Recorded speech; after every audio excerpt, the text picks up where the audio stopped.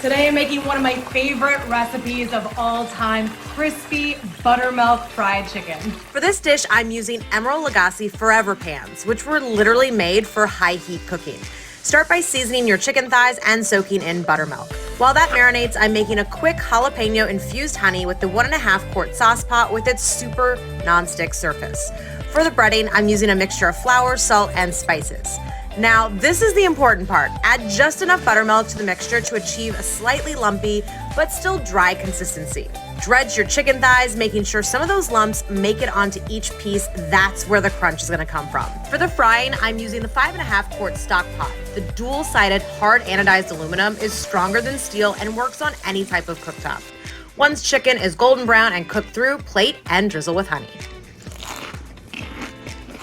So good.